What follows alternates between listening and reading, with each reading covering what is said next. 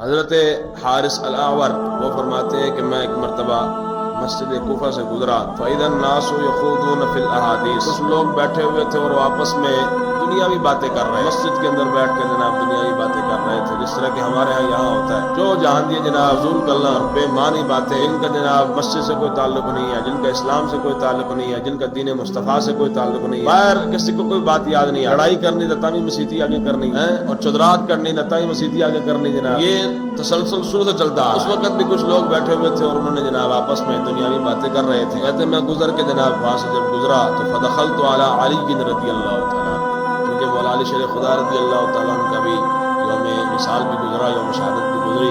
اسی مناسبت سے فرماتے ہیں کہ میں اس مسجد کوفہ سے گزرا اور لوگوں کو دیکھا کہ واپس میں دنیاوی باتوں میں مشغول ہیں، تو میں جا کر مولا علی رضی اللہ تعالیٰ کے پاس حاضر ہوا، فاخبرت، میں نے ان کو خبر دے دی کہ میں مسجد کوفہ سے گزر کر آیا ہوں اور وہاں یہ حالات چل رہے ہیں، کوئی کسی کو اللہ اور اس کے رسول کی بات کرنے کی توفیق کوئی نہیں ہے، سارے آپس میں اس دنیاوی باتوں میں مشغول ہیں۔ مولا علی رضی اللہ تعالیٰ عنہ نے جب سنا تھا، آپ نے فرمایا وقد فعلوها، کہ بات ایسے ہی ہے جیسے تم کر رہے ہو، تو باقی وہ دنیاوی باتیں کر رہے تھے، اور کہ ہاں باقی وہ دنیا کی باتیں کر رہے تھے۔ اب مولا علی شیر خدا رضی اللہ تعالیٰ نے پھر حدیث بات کو بیان کیا، آپ فرماتے اما انی سمعت رسول اللہ صلی اللہ علیہ وسلم یقول الا انها ستكون فتنة قلت ما المخرج منها یا رسول اللہ قال کتاب اللہ۔ مولا علی شیر خدا رضی اللہ عنہ نے جب اس کی بات کو سنا تو آپ نے فرمایا کہ میں نے ان کانوں سے اپنے آقا و مولا صلی اللہ علیہ وسلم کو فرماتے ہوئے سنا، میرے آقا و مولا صلی اللہ علیہ وسلم نے ارشاد فرمایا ان قریب فتنے نورما ہو، طرح طرح کے فتنے آ جائیں گے، اور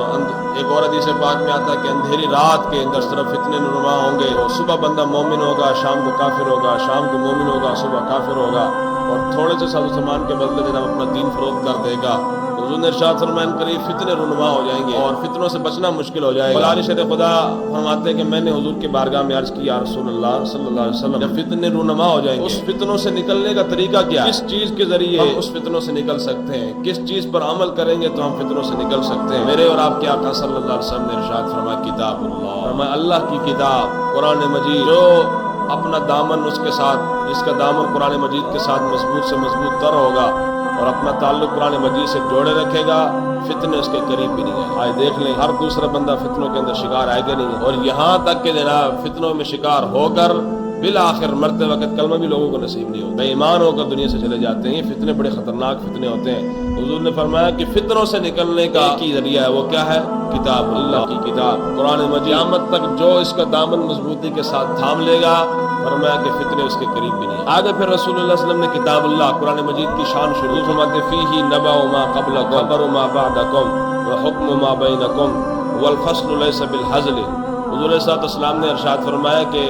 یہ کتاب اللہ، اللہ کی کتاب قرآن مجید، اس کی شان یہ ہے کہ اس کے اندر پچھلے جو امتیں گزر گئی ہیں ان کا بھی ذکر موجود ہے، اور آنے والے جو امتیں ہیں اور آنے والے جو واقعات ہیں سب کا ذکر قرآن کے اندر موجود۔ اور حضور نے فرمایا حکم ما بینکم، تمہارے جو آپس میں فیصلے ہوں گے وہ سارے کے سارے فیصلے بھی اللہ نے قرآن کے اندر رکھ دیے۔ آگے حضور نے کیا ارشاد فرمایا؟ فرمایا من ترکہ من جبار قسمہ اللہ، جو ظالم جابر اس قرآن کو چھوڑ دے گا، اسے پش ڈال دے گا، قرآن کی تلاوت نہیں کرے گا، اس سے ہدایت نہیں حاصل کرے گا، اس کی تلاوت نہیں کرے گا، اس کے اندر غوطہ زنی کر کے موتی اور جواہرات نہیں نکالے گا، فرمایا کہ ایسا ظالم اور جابر بندہ جو قرآن کو چھوڑ دے گا اور کہے گا جناب میں تو قرآن کی ضرورت ہی کوئی نہیں، تو جناب بالکل سیدھے راستے پر چل رہا ہوں، قرآن کی مجھے کیا ضرورت ہے،